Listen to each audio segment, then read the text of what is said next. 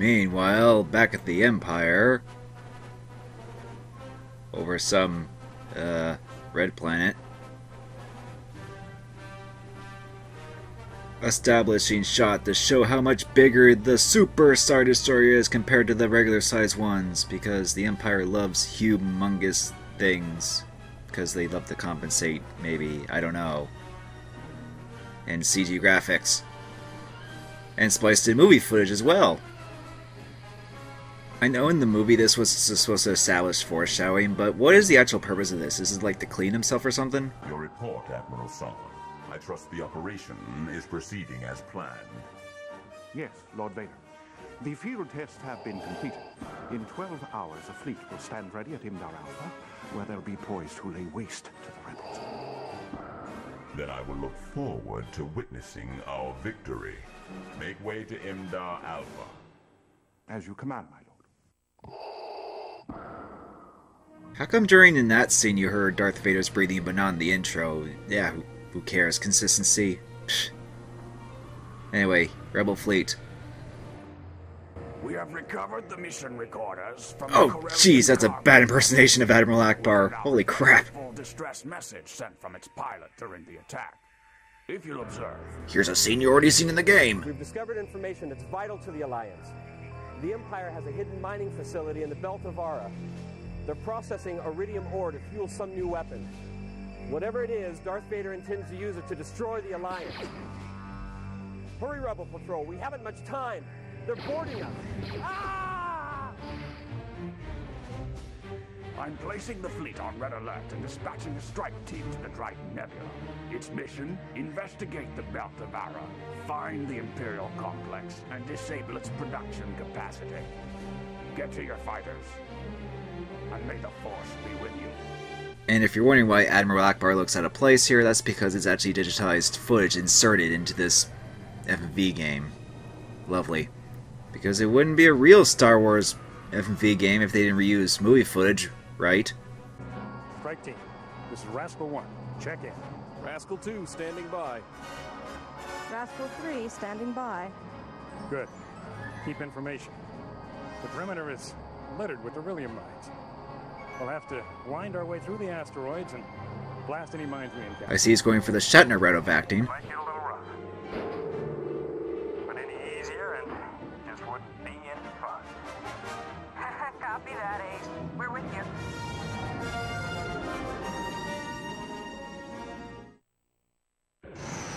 So yeah, we're now into the minefield, which is pretty much just an asteroid field, because Episode 5 had an asteroid field, so therefore every Star Wars game needs an asteroid field level, because, yeah. Anyway, the main point of this level is to just sort of steer your way away from asteroids and shoot any mines that show up. I will give the game at least a little bit of credit for trying to diversify the missions and chapters, but it doesn't really amount to much though, because this is an FMV game where it's just mostly on rails. And with FMV games like this, you really can't do a whole lot gameplay-wise other than, you know, games like this. That's kind of why these types of games pretty much died out in the mid-90s. And suffice to say, this is actually one of the better FMV games I've played, especially compared to the ones I own on the Sega CD. Oh yeah, and then you have your teammates, which show up in these FMV scenes as well, but they're just part of the FMV and don't really do anything, so if you see enemies, you just have to shoot them yourselves, or in this case it's mines. And naturally, with the music, you have the classic John Williams score, which has been pretty much in every Star Wars game, so it's pretty much what you expect, so nothing really to complain about there, but it's the same music used in Episode 5 in the asteroid field, but like I said, pretty much every Star Wars game has an asteroid level like this with the same music and everything, because that scene was cool in the movie, so you have to put it in pretty much every game.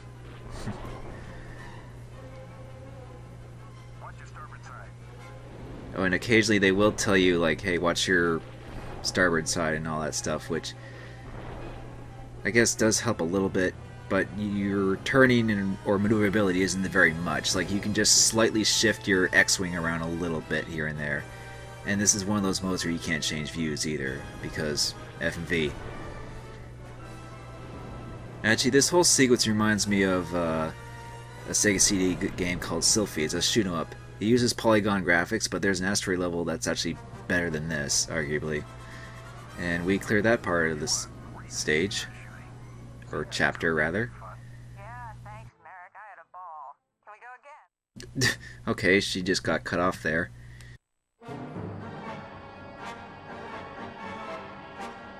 Okay, we've broken through the outer perimeter, but the party's not over yet. Well, don't look now. But here comes the entertainment. I read a whole swarm of TIE interceptors directly ahead. Copy that. Stay tight, team. Here we go. Wow, that woman does not give a shit at all. But yeah, this is another TIE shooting level where we shoot TIEs, except they're interceptors, which are faster TIEs, but they don't really seem to be much different from regular TIEs here, as it's pretty much just the same thing, and you can switch between views, just like in the B-Wing level. So you just do this again for a little while. Except now you're in an X-Wing, so different craft, even though it doesn't really make a difference. I mean, it's not like a Rogue Squadron where the different craft actually have different attributes. This is just like, hey, you're in a different ship, and your lasers shoot slightly differently, I guess.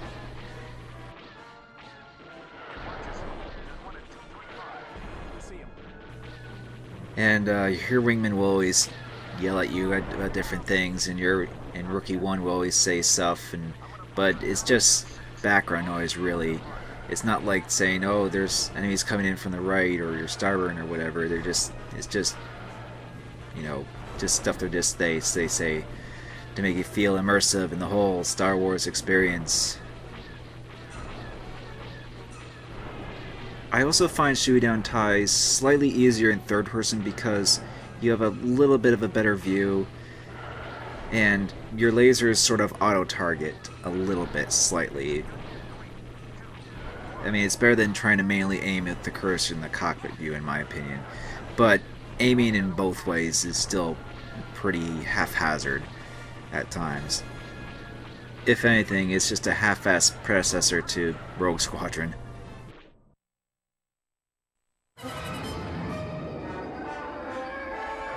There's one on my tail.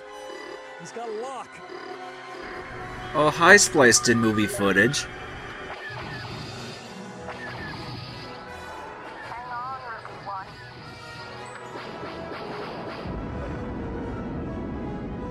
Thanks, Freeze. You saved me from becoming space debris. Just doing my job. Besides, I try not to litter. Ugh.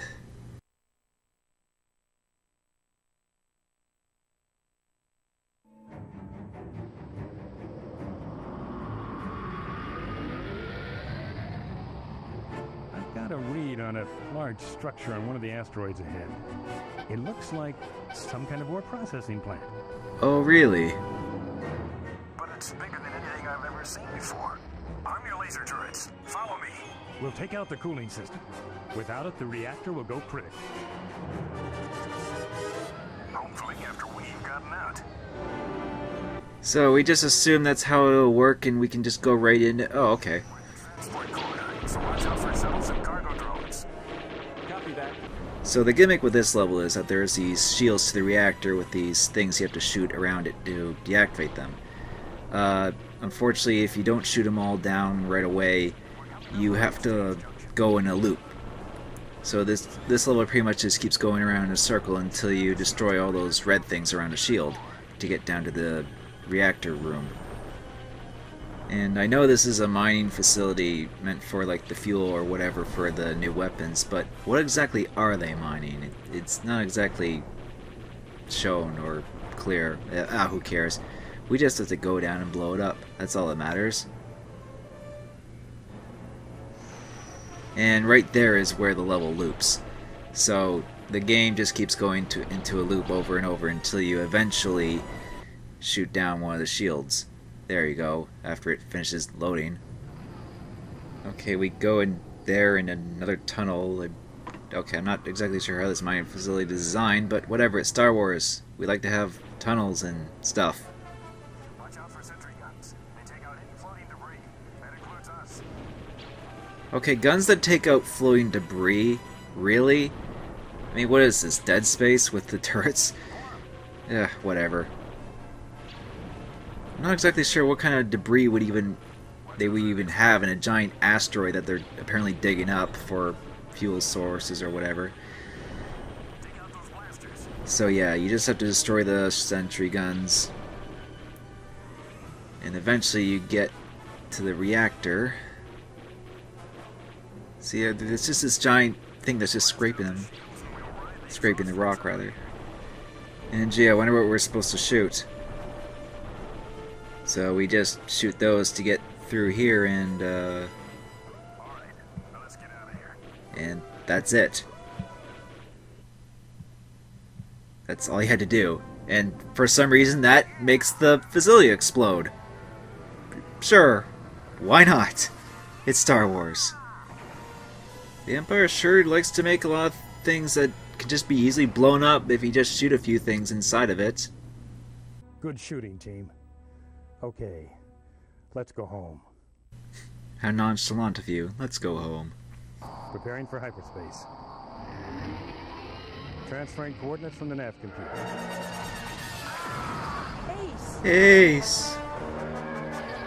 Blast, where'd they come from? Blast, why do I keep whispering when I'm supposed to be acting serious? Oh, now I'm dead.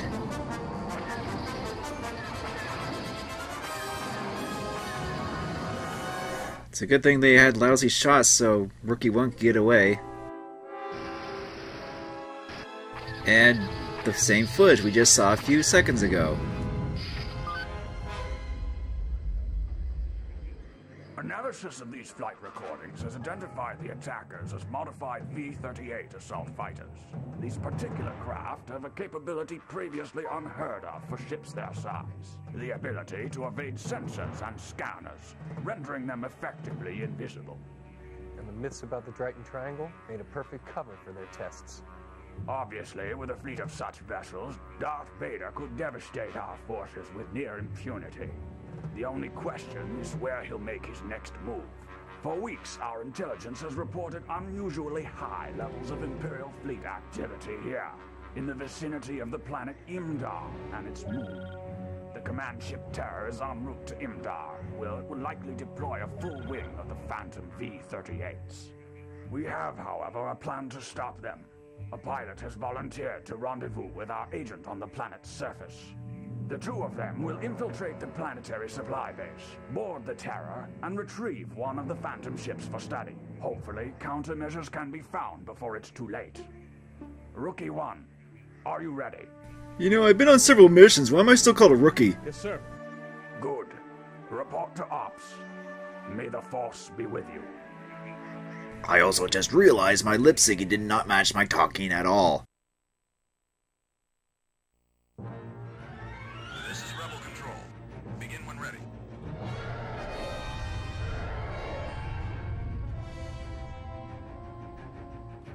Okay, pay attention, kid. This is Admiral Crane.